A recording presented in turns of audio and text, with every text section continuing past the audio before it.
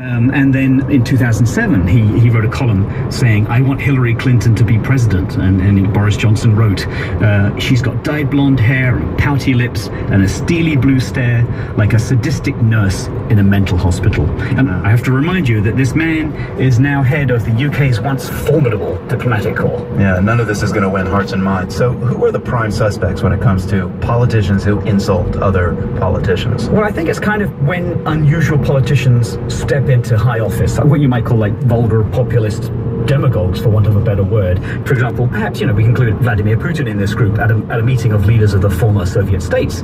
He once urged them to work harder and, quote, just stop chewing snot from one year to the next. Then you'd think of people like Mussolini, Napoleon, and then Hugo Chavez, the Venezuelan leader, went to the United Nations and got up to the podium right after George W. Bush and said, he sniffed around saying, I smell sulfur, like the fumes of the devil had just been there. Yeah, what about the United States? You've conspicuously not mentioned anything about the 2016 presidential campaign.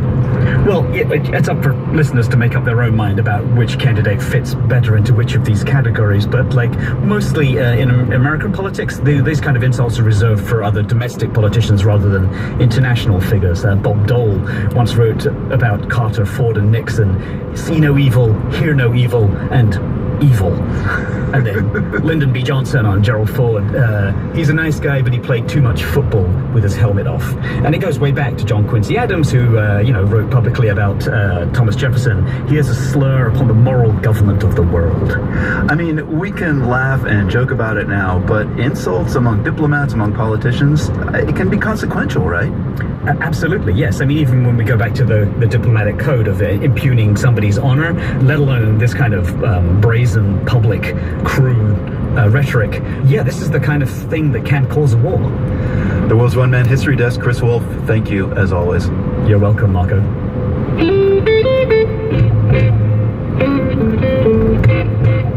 A group of Black Lives Matter protesters shut down an airport today, not here in the US, but in Britain.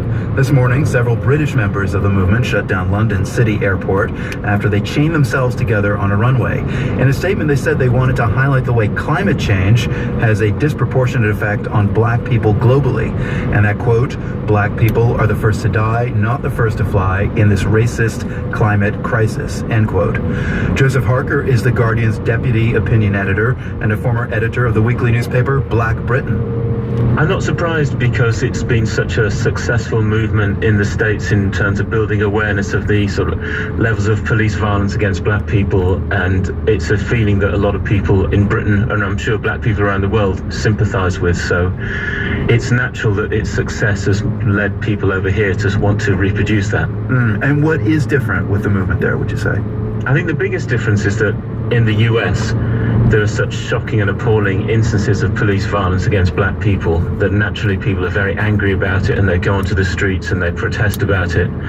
I think the difficulty in a way over here is that there's not such extreme levels of police violence. Yes, people do get killed by the police. We saw an example of that just in August with someone being killed by a taser. But there's not the same levels of shootings of unarmed people. And so in a way, it's more difficult to get that same level of emotional engagement in Britain. Now, the heart of Black Lives Matter in the U.S.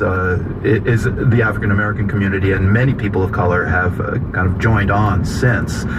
How does that change once you get to the U.K.? The backdrop is very similar. The black population in Britain is traditionally from the Caribbean, which was again an enslaved a community that had been enslaved for generations in the Caribbean before they migrated here to Britain. So there's very many similarities in terms of how black people got to the UK compared to how they got to the US. Now, it's interesting, these Black Lives Matter protests